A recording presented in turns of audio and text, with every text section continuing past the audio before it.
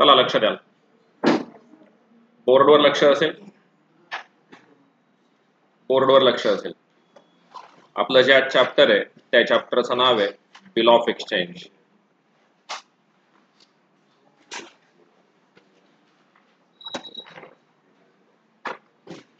Bill of exchange, बरोबर.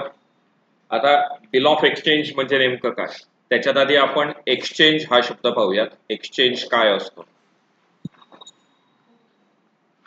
Exchange, exchange म्हणजे easily transferable, easily transferable. मराठीत देवाण घेवाण होऊ शकणे. असं बिल की ज्या बिलाची देवाणघेवाण होऊ शकतं, जे इझिली ट्रान्सफर होऊ शकतं. माझं बिल दुसऱ्याच्या नावाने, दुसऱ्याचं बिल माझ्या नावाने, अशा बिलाला आपण काय म्हणतो? Bill of exchange. आता काल आपण दोन बिलं पाहिली होती. पहिलं बिल होतं संध्याकाळच्या वेळेला बोलणं झालं होतं का सकाळच्या, मला आठवत नाही. जसं लाईट बिल आहे, आपलं लाईट बिल शेजारच्या मावशी ऍक्सेप्ट करतील का? नाही. किंवा आता समजा तुम्ही आणि मी आपण हॉटेलला जेवायला गेलो, मी जेवण घेतलं होतं आणि तुम्ही चहा घेतला होता, तर आपलं बिल हॉटेल त्या वेटरने इंटरचेंज केलं. माझं बिल तुम्हाला दिलं, तुमचं बिल मला दिलं, तर तुम्ही ऍक्सेप्ट कराल का? नाही. म्हणजे ते बिल पण एक्सचेंज होऊ शकतं का? नाही. म्हणजे इथे त्या बिलाचा उपयोग नाहीये. इथे बिल या शब्दाचा अर्थ लावायचा आहे आपल्याला. What is bill? तर बिल म्हणजे डॉक्युमेंट. हे लक्षात ठेवा. बिल म्हणजे काय? डॉक्युमेंट. असं डॉक्युमेंट की जे इझिली ट्रान्सफरेबल आहे, त्या डॉक्युमेंटला बिल ऑफ एक्सचेंज असं म्हणतात. इथे बिल या शब्दाचा अर्थ डॉक्युमेंट असा होतो. राहील का लक्षात? नक्की. आता मी तुम्हाला एक नोट, आपल्याकडे असते पण नोट, ही जी नोट आहे 10 रुपयाची, 100 रुपयाची, 20 रुपयाची, ही जी नोट आहे, या नोटेवरती काय काय लिहिलेलं असतं मागच्या वर्षी पाहिलंय आपण. मैं धारक को 10 रुपये अदा करने का वचन देता हूं, असं लिहिलेलं असतं या नोटेवरती. म्हणजे हे जे आरबीआयचे गव्हर्नर आहेत ते धारकला म्हणजे बेअररला, ज्याच्या ताब्यात ही नोट आहे त्याला ते 10 रुपये देण्याचं वचन देत आहेत. याच्यावरती जर माझं नाव लिहिलं असेल तर शेजारच्या नागरे मावशी ही नोट स्वीकारतील का? नाही, कारण ते पैसे मला मिळणार आहेत, बरोबर ना. पण मग जर समजा त्याच्यावरती बेअरर शब्द आहे, बेअरर, मैं बेअरर को 10 म्हणजे I promise to pay the bearer असा शब्द आहे. मी बेअररला 10 रुपये देणार आहे, तर बेअरर कोण? ज्याच्या ताब्यात ती नोट आहे त्याला. म्हणजे ते पैसे कोणाला देतील? मला, कोणाला का कोणाला पण? कोणाला पण, बरोबर ना. मग अशा प्रकारचं जे डॉक्युमेंट आहे की जे इझिली ट्रान्सफरेबल आहे, त्या डॉक्युमेंटला बिल ऑफ एक्सचेंज असं म्हणतात. मराठीमध्ये बिल ऑफ एक्सचेंजला म्हणतात हुंडी. मराठीमध्ये शब्द आहे त्याचा हुंडी. आपल्या इथे आहे पा हुंडीवाला लेन. हुंडीवाला लेन मध्ये हुंडी शब्द आहे. पूर्वीच्या काळात काय व्हायचं की लोक पायी प्रवास करायचे. मग पायी प्रवास करताना बरोबर पैसे घेऊन जाणं रिस्की असायचं. मग ते काय करायचे, समजा इथे नाशिकला एक व्यापारी आहे, त्याचं नाव आहे सावकार, आणि मला आता पायी प्रवास करायचा आहे आणि मला पुण्याला जायचं आहे. मग आता पायी जाताना पैसे घेऊन जाणं रिस्की आहे, म्हणून मग मी काय करतो, मी सावकारला अप्रोच होतो. सावकारकडे मी 1 लाख रुपये देतो आणि सावकार काय करतो, एक डॉक्युमेंट बनवून देतो, एक बिल बनवून देतो, एक कागद बनवून देतो. हा जो कागद आहे या कागदावरती सावकार असं लिहून देतो, any person who brings this document I promise to pay him ₹1 lakh, असं डॉक्युमेंट तो बनवून देतो. त्याच्यावरती त्याचा सही आणि त्याचा शिक्का असतो. तो काय लिहून देतो, हा कागद जो कोणी पण माझ्याकडे घेऊन येईल त्याला मी किती रुपये देणार, असं तो त्या कागदावरती सावकार लिहून देतो.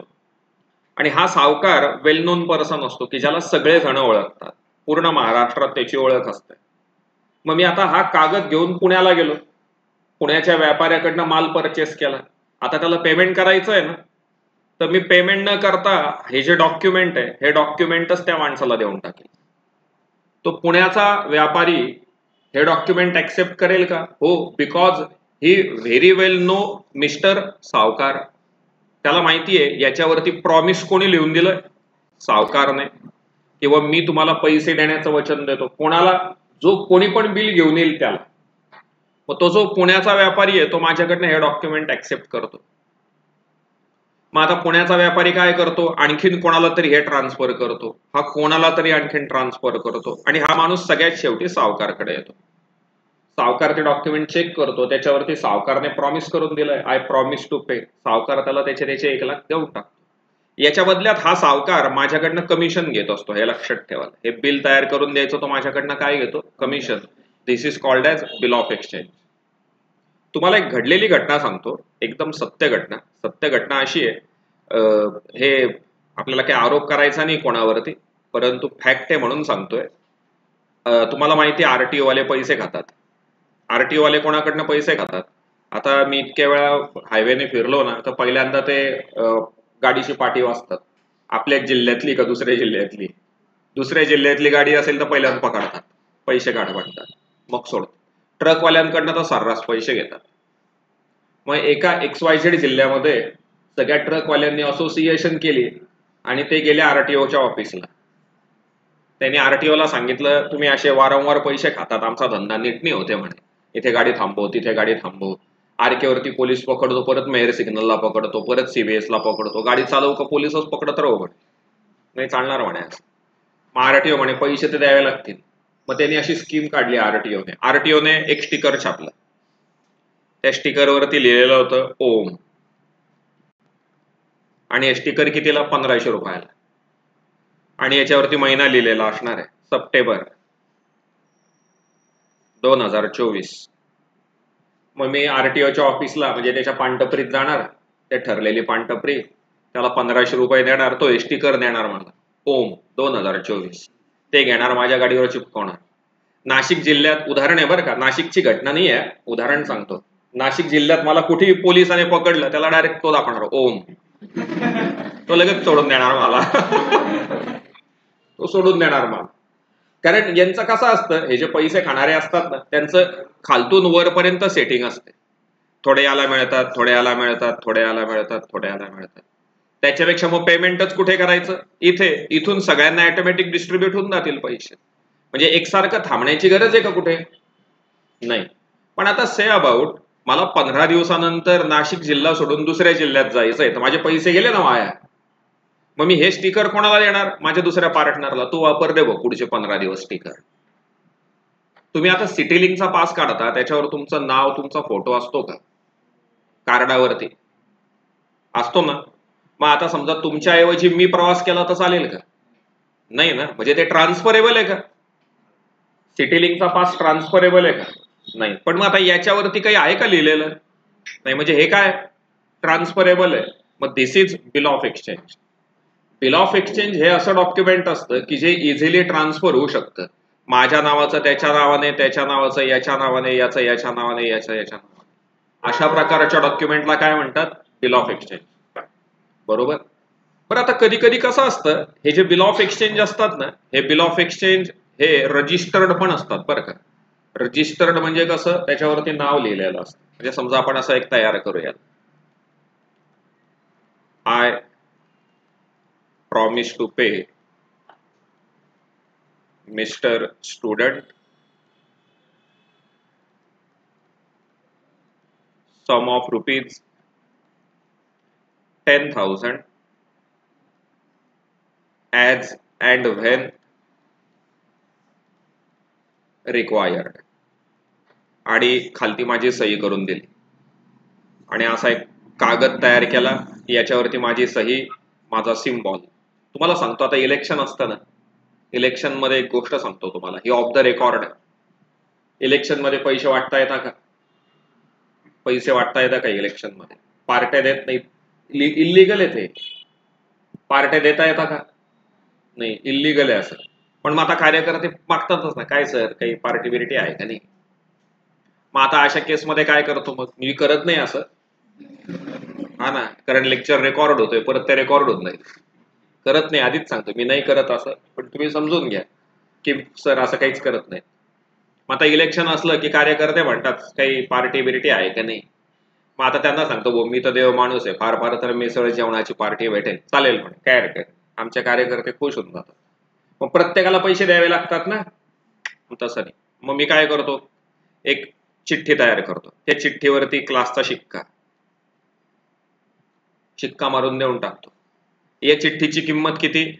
100 रुपये. मग एक मिसळवाला धरतो आम्ही, त्याला सांगतो दुसऱ्या दिवशी आमचे कार्यकर्ते येतील, हा शिक्का घेऊन येतील. हा शिक्का घेऊन आला की तू त्याला मिसळ आणि वरती 30-40 रुपये, 70 रुपये मिसळ आहे तुझी, वरती 30 रुपये एक्स्ट्रा काय लागेल ते खाऊ दे, प्लस मायनस नंतर बघू. मग काय सर काय आहे का नाही, हे जर पैसे देतो का चिठ्ठी दिली मी त्याला? हा माझ्यापेक्षा भारी असतो, याला खायचंच नसतं, हा ती चिठ्ठी याला देऊन टाकतो, तो ती चिठ्ठी त्याला देतो, तो त्याला देतो, तो भलताच जाऊन खाऊन येतो. मला काय, मला कोणाला तरी द्यायचेच होते पैसे. पण मग हे ट्रान्सफर होऊ शकलं का नाही होऊ शकलं? याच्यावरती क्लासचा शिक्का असतो. म्हणजे इलेक्शनला कोण उभं आहे काही संबंध नाही, काही संबंध नाही. म्हणजे अशा प्रकारे मी माझ्या नावाचं डॉक्युमेंट दुसऱ्याच्या नावाने काय करू शकतो? ट्रान्सफर करू शकतो. तर मग असं कुठलं पण डॉक्युमेंट की जे डॉक्युमेंट आपण ट्रान्सफर करू शकतो त्या डॉक्युमेंटला काय म्हणतात? Bill of exchange. पण मुद्दा असा होता की समजा आता मी जर नाव टाकलं, आता मी नाव टाकलं होतं मिस्टर स्टुडंट, तर हा स्टुडंट कोण आहे? मला वाटतं माझ्या समोर बसलेले तुम्ही सगळे स्टुडंट आहेत, बरोबर की नाही? पण मग मी असं लिहून दिलं तर I promise to pay mister Prem Kushare ₹10,000. तर हा प्रेम कुशारे ते डॉक्युमेंट याला ट्रान्सफर करू शकतो का? नाही. पण मग त्याला प्रोव्हिजन आहे, हा करू शकतो. याने या डॉक्युमेंटच्या बॅक फेस वरती म्हणजे मागच्या पानावरती याने काय करायचं? याचं नाव लिहायचं आणि याची सही करून द्यायची. That is called endorsement. त्याला काय म्हणतात? एन्डॉर्समेंट. म्हणजे हा याचं बिल याच्या नावाने करू शकतो. म्हणजे हे पण ट्रान्सफर झालं का नाही झालं? झालं. अशा प्रकारे बिलाचं हस्तांतरण होऊ शकतं. मी तुम्हाला आमच्या पतसंस्थेची गोष्ट सांगतो. तुम्ही चेक डिपॉझिट करता पा, चेक. महाराष्ट्रातल्या कुठल्याही पतसंस्थेला चेक फॅसिलिटी अलाउड नाहीये. महाराष्ट्रातल्या काय, भारतातल्या कुठल्याही पतसंस्थेला चेक फॅसिलिटी अलाउडच नाहीये. आरबीआय चेकची फॅसिलिटी फक्त कोणाला प्रोव्हाइड करते? बँकांना. ज्या कोऑपरेटिव्ह इन्स्टिट्यूट आहेत, कोऑपरेटिव्ह म्हणजे आमच्यासारख्या पतसंस्था, सोसायट्या, सगळ्या कोऑपरेटिव्ह सोसायटी, त्यांना चेक फॅसिलिटी अलाउड आहे का? नाही. म्हणजे समजा तुम्ही आमच्या बँकेत अकाउंट ओपन केलं आणि तुम्ही आमच्या बँकेमध्ये चेक डिपॉझिट केला, तर तो पॉसिबल आहे का? नाही. आम्हाला चेक फॅसिलिटीच अलाउड नाहीये. आता कसं आहे, जो कस्टमर आहे आमचा, त्या कस्टमरचं अकाउंट कुठे असतं? आमच्या सोसायटीत. आणि आमचं अकाउंट कुठे असतं? नामको बँकेत. आमचं अकाउंट कुठे असतं? नामको बँकेत. मग आम्हाला चेकची फॅसिलिटी अलाउड आहे का? नाही. पण नामको बँकेला अलाउड आहे का? नामकोचा कस्टमर कोण? सोसायटी का कस्टमर? कस्टमर नाही, सोसायटी. मग आता तुम्ही आमच्या पतसंस्थेमध्ये 50,000 रुपयापर्यंतचे चेक डिपॉझिट करू शकतात. किती? कसं काय? तुम्ही तो चेक आमच्याकडे डिपॉझिट केला, म्हणजे तुम्ही कोणाच्या नावाने ट्रान्सफर केला? आमच्या. आम्ही हा चेक काय करतो? एंडॉर्स करतो. आणि एंडॉर्स करून कोणाला देतो? एंडॉर्स करतो म्हणजे आम्ही तुमच्याकडनं असं लिहून घेतो, I am going to transfer this cheque in the name of Janasthan Nagari Sahakari पतसंस्था, असं आम्ही तुमच्याकडनं लिहून घेतो. म्हणजे आता तुम्ही तो चेक तुमच्या नावाचा होता ना, तुम्ही तो कोणाला एंडॉर्स केला? आम्हाला. आता तो चेक कोणाच्या बापाचा झाला? आमच्या. मग आता आम्ही तो चेक कुठे डिपॉझिट करतो? नामको आम्हाला पैसे देऊन टाकते. नामकोने आम्हाला पैसे दिले की मग मी हे पैसे कोणाला देतो? कस्टमरला. म्हणजे इथे सुद्धा जो चेक होता तो ट्रान्सफरेबल झाला का? ट्रान्सफर होऊ शकला का नाही? तुमच्या नावाचा आमच्या नावाने, आमच्या नावाचा यांच्या नावाने. याला सुद्धा काय म्हणतात? Bill of exchange. Bill of exchange म्हणजे असं कुठलं पण डॉक्युमेंट की जे इझिली ट्रान्सफरेबल आहे. एकाचं डॉक्युमेंट दुसऱ्याच्या नावाने, दुसऱ्याचं तिसऱ्याच्या नावाने. कारण मग बेरर चेक हे सुद्धा इझिली ट्रान्सफरेबल आहे का? Bearer check. समजा या लवाट्याने मला फी दिली, लवाटे मला म्हणाला सर चेक आहे, बेरर चेक आहे. मग आता लवाट्याने मला बेरर चेकने फी दिली, पण आज मला बँकेत जायला काही वेळ नाहीये. मग मी या कुशाऱ्याला म्हटलं जाय रे घेऊन ये, तर बँक यालाही पैसे देईल का? हो. कुशाऱ्याने याच्या जवळ दिलं, बँक यालाही पैसे देईल का? मागच्या वर्षी शिकलोय आपण, बेरर चेकचे पैसे बँक कोणालाही देते, म्हणजे आता हा बेरर चेक पण इझिली ट्रान्सफरेबल झाला का? हो. मग याला म्हणतात बिल ऑफ एक्सचेंज. भारतामध्ये बिल ऑफ एक्सचेंज म्हणजे अशा प्रकारच्या कुठल्याही ट्रान्सफरेबल डॉक्युमेंटला निगोशिएबल इन्स्ट्रुमेंट ऍक्ट लागू होतो, लक्षात ठेवा. निगोशिएबल इन्स्ट्रुमेंट ऍक्ट हा कायदा आहे 1939 चा, हा ऍक्ट या बिलांना लागू होतो. राहील का लक्षात? लक्षात घ्या, दोन प्रकारची बिलं असतात. There are two types of bill. पहिलं बिल असतं इनलँड बिल, इनलँड बिल, आणि अजून एक असतं ते म्हणजे फॉरेन बिल. इनलँड बिल आणि फॉरेन बिल. तुम्हाला आजची पहिली कन्सेप्ट आठवते? मी त्या सावकाराकडे गेलो होतो आणि बिल तयार करून घेतलं होतं. ते पेएबल इन कुठे होतं? इंडिया का आउटसाइड इंडिया? इन इंडिया होतं. मग त्याला आपण म्हणणार इनलँड बिल. आणि जे पेएबल आउटसाइड इंडिया असेल ते कुठलं बिल झालं? Foreign bill. बरोबर ना? आता सध्या MNCचं प्रकरण खूप जोरात आहे. MNC म्हणजे मल्टीनॅशनल कंपनी.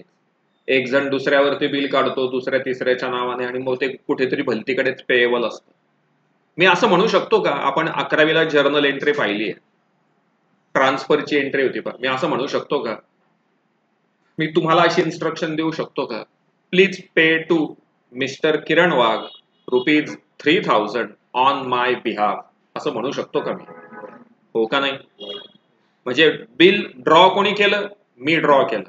कोणावर ड्रॉ केलं? तुमच्यावरती ड्रॉ केलं. पैसे मिळणार कोणाला? वाघ सरांना. इन इंडिया का आउटसाइड इंडिया? मग ते झालं इनलँड बिल.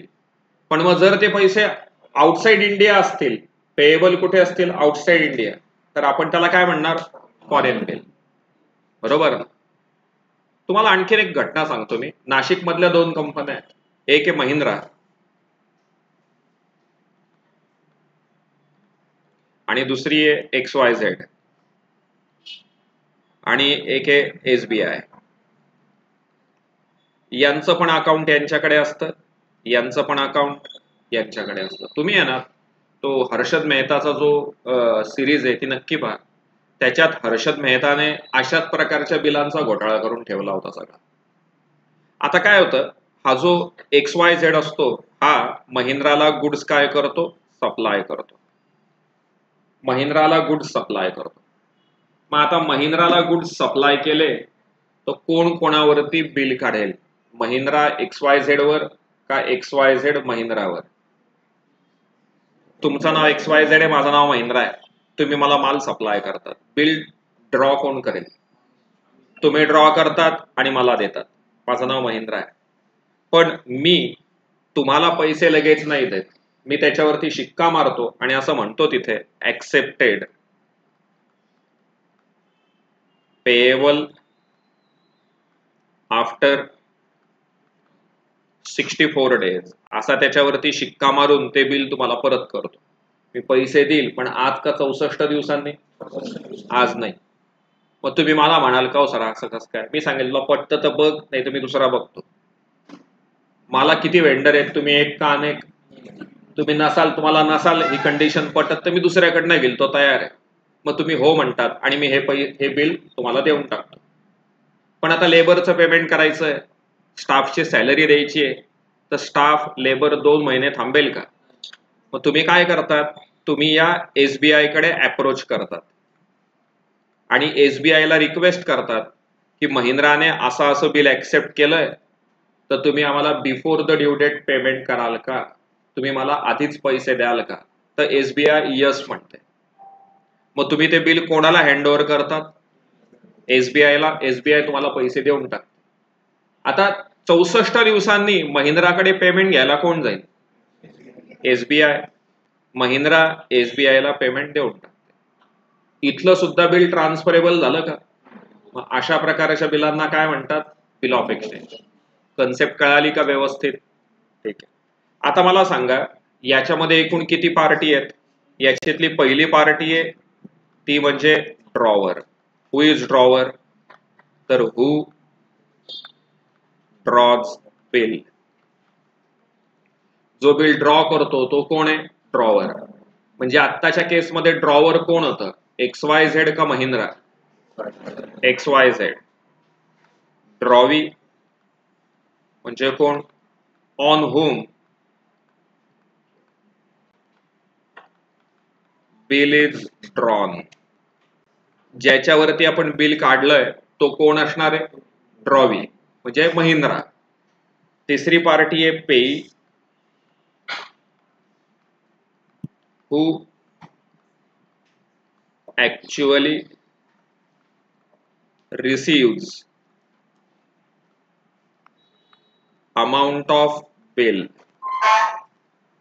मी समजा तुमच्यावरती बिल काढलं आणि असं मेन्शन केलं please pay the amount to mister Wagh, तर ड्रॉवर कोण आहे?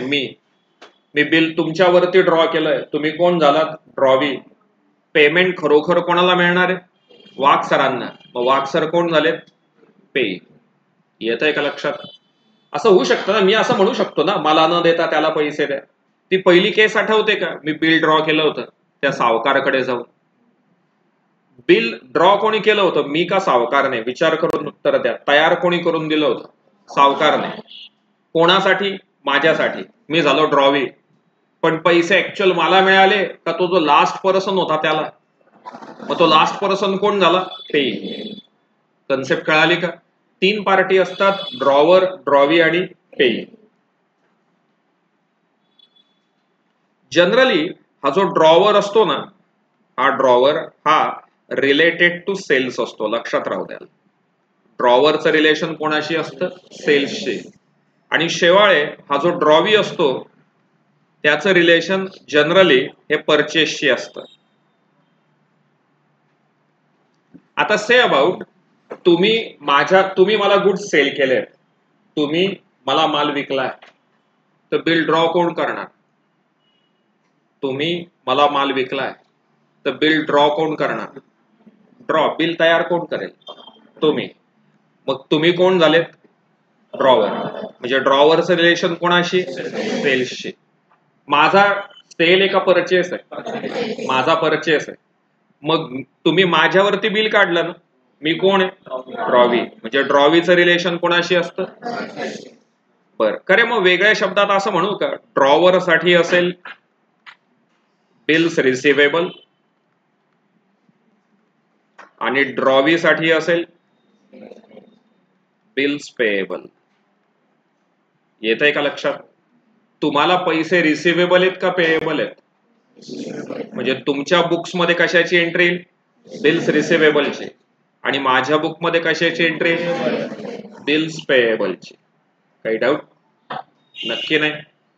रस्त्यावरून चाललोय आपण, घेणं देणं एखाद्यावरती उगाच बिल फाडायचं का? घेणं देणं असेल तरच बिल फाडायचं. किती? तेवढंच का कमी जास्त? तेवढंच. तुम्हाला सांगतो आणखीन एक कन्सेप्ट आहे आपल्या चॅप्टरला, आपल्या सिलेबसला नाहीये. अकोमोडेशन बिल नावाची पण एक कन्सेप्ट असते. Accommodation bill.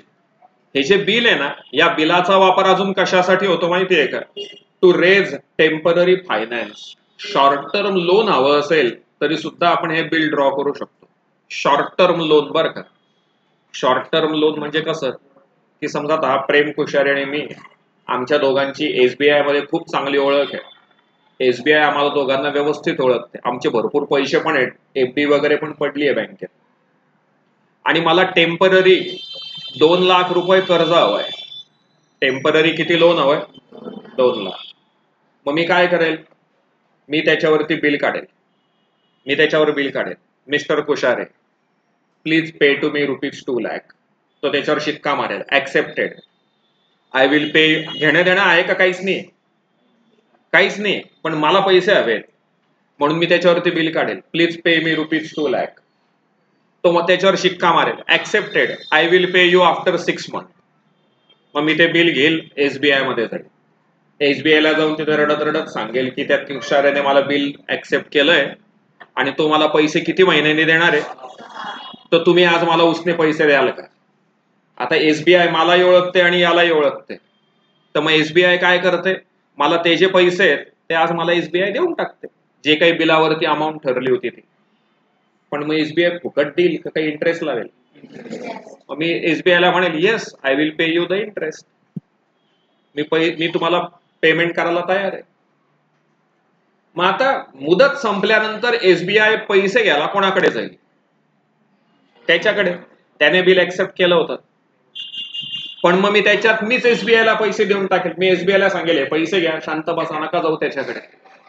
मला उसने मिळाले का नाही मिळाले? अशा पद्धतीने सुद्धा बिल ऑफ एक्सचेंजचा वापर हा लोन रेज करण्यासाठी पण केला जाऊ शकतो, हे लक्षात घ्या. पण मग मार्केटमध्ये तेवढी आपली किंमत पाहिजे. आपण एखाद्याला 10 रुपये मागतो, तो सांगतो मी नाहीये घरी, बरोबर आहे ना? ते तुम्ही इन्स्टावरचे मीम पाहिले असतील, ते लोक सांगतात माझा अकाउंट हॅक झालंय, तर कोणी माझ्या नावाने पैसे मागितले तर पैसे देऊ नका. तर तो समोरचा त्याला रिप्लाय देतो तू मागितले असती तरी नसती दिली. ही आपली गत आहे, बरोबर आहे ना? तर आपलं मार्केटमध्ये तितकं क्रेडिट पाहिजे, तेव्हा आपण एकमेकांवरती बिल ड्रॉ करू शकतो. खरे पण मग गोवर्धने मला असं सांग, असं नुसतं का? आमची इथला मी किस्सा सांगतो आमच्या आजीचा. गेली बिचारी कोरोनामध्ये, ती इतकी डेंजर होती. तिला आमच्या आजीला जर सांगितलं ना नुसतं कोरा कागद द्यायचा, तुमच्या आजीला विचारून पहा आज घरी गेल्यानंतर, आजी याच्यावर सही कर. आमची आजी सहीच करायची नाही, कोऱ्या कागदावर सहीच करायची. तिला अशी भीती वाटायची आपण सही केली आणि यांनी लिहून घेतलं काही मग की माझी प्रॉपर्टी याच्या नावाने करा, याची प्रॉपर्टी त्याच्या नावाने करा.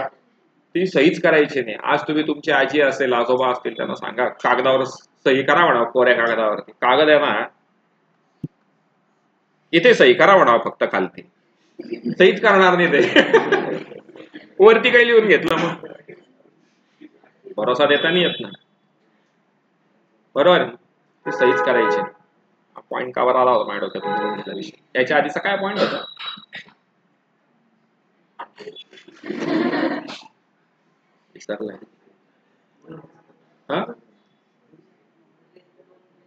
हा, लोन द्यायचं घ्यायचं. पण मी हे का सांगितलं आजीचं? ठीक आहे, जाऊ द्या, नंतर आठवेल मला. हा ऐक ते असू द्या, हा 1 मिनिटं बाजूला ठेवूयात, ती लिंक तुटून जाईल मग परत डोक्यातलं. बरं, लक्षात आले? तर असा काहीतरी किस्सा होता मला, काहीतरी. हा मुद्दा असा होता की आता मला तुम्ही असं सांगा, याच्यावरती मी आजीची सही घेतली आणि लिहून काढलं की मी माझी प्रॉपर्टी माझ्या नातवाच्या नावाने करते, तर खरोखर असं होईल का? नाही होणार, नाही होणार. पण ते कोण सांगणार म्हाताऱ्या माणसाला ती सहीच करायची? मग काय करावं लागतं माहितीये का? तुम्हाला कोर्टात जाऊन त्याचं रजिस्ट्रेशन करावं लागतं, स्टॅम्प भरावा लागतो, तिथे जाऊन फोटो काढावा लागतो, तिथे जाऊन त्याचं नोटिंग करावं लागतं, रजिस्ट्रेशन करावं लागतं, तेव्हा या कागदाला अर्थ प्राप्त होतो, बरोबर ना? त्याच्याशिवाय या कागदाला अर्थ प्राप्त होत नाही. मग आहे ना, कोर्टामध्ये ना नोटरी नावाचा माणूस असतो. नोटरी, तुम्ही हा शब्द ऐकला असेल. घर खरेदी, घर भाड्याने द्यायचा करायचा, तुम्ही जर लीज वरती घेतलं घर, भाड्याने दिलं घर, तर तुम्हाला त्याचं काय करून आणावं लागतं? नोटरी करून आणावं लागतं. नोटरी नावाचा माणूस असतो, त्याच्याकडे जायचं, त्याच्याकडे जाऊन हे जे डॉक्युमेंट होतं आपलं त्याचं रजिस्ट्रेशन करून घ्यायचं, मगच ते काय झालं? व्हॅलिड. नाही तर मग त्याला काहीच अर्थ नाही. म्हणजे याच्यामध्ये मी सुरुवातीलाच म्हटलं की निगोशिएबल इन्स्ट्रुमेंट ऍक्टचा वापर आहे. तर आपल्याला या बिलाचं काय करून घ्यावं लागतं? नोटरी करून घ्यावं लागतं, तेव्हाच त्या बिलाला अर्थ उरतो, नाही तर त्याला अर्थ उरत नाही. इथपर्यंत कळालं? तुम्ही आता चॅप्टरचं नाव टाकणार आहे, हे 2 पॉइंट रेकॉर्ड करून घ्या, मग पुढचं सांगतो.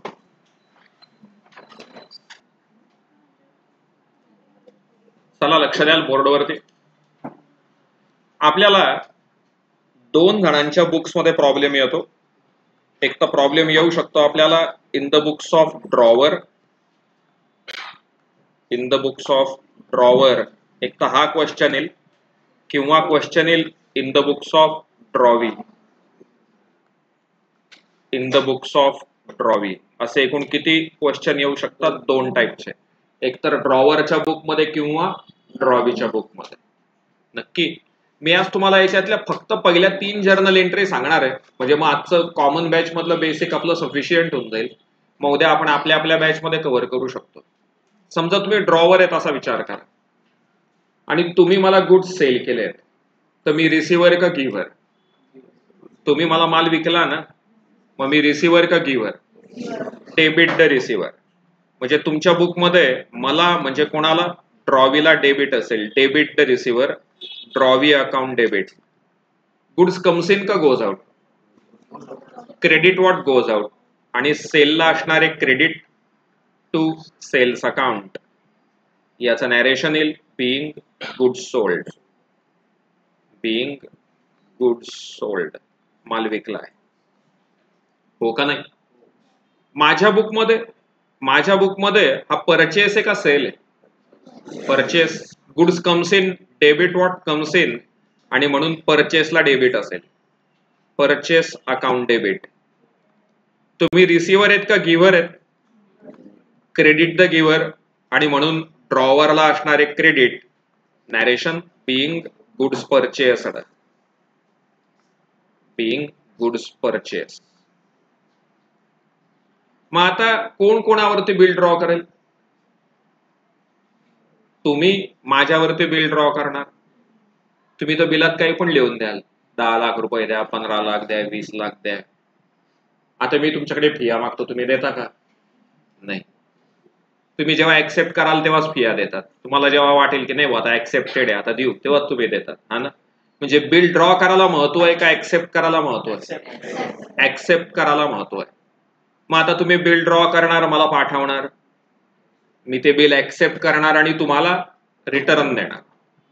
मग तुमच्याकडे ऍक्सेप्टन्स कम्स इन का गोज आउट? तुमच्याकडे acceptance comes in.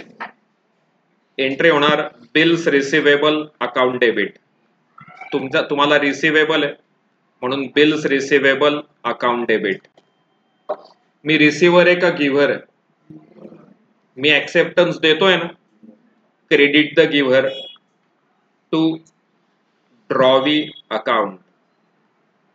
Narration being acceptance received. Acceptance received.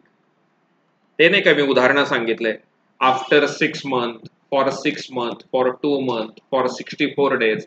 असं माझ्या बुकमध्ये मी ऍक्सेप्टन्स दिला का घेतला? दिला. माझ्याकडे ऍक्सेप्टन्स कम्स इन का गोज आउट? मी दिला ना, गोज आउट. तुम्ही रिसिव्हर आहेत का गिव्हर आहेत? Receiver. Debit the receiver, drawer account debit, पुढे क्रेडिट असेल टू बिल्स पेएबल अकाउंट. तुमच्या आता एक गोष्ट लक्षात येते का? बिल्स पेएबलला काय आलं? क्रेडिट. म्हणजे बिल्स पेएबल ऍसेट आहे का लायबिलिटी? म्हणून फायनल अकाउंटला आपण ते लायबिलिटीला टाकतो. येत आहे का लक्षात? इथे याला काय आलं? डेबिट, आणि म्हणून ते ऍसेटला जातं. Narration being acceptance given. Acceptance दिला. मग आता काय होईल? आफ्टर ड्यू डेट किंवा at the due date. Due date म्हणजे मी जितक्या महिन्याचा ऍक्सेप्टन्स दिला असेल तितक्या महिन्यांनी. समजा मी म्हटलं की मी पैसे देईल पण 2 महिन्यांनी देईल, तर मग 2 महिन्यांनी तुम्ही माझ्याकडे पैसे मागायला याल, मग मी तुम्हाला तुमच्या बिलाचे पैसे देऊन टाकेल.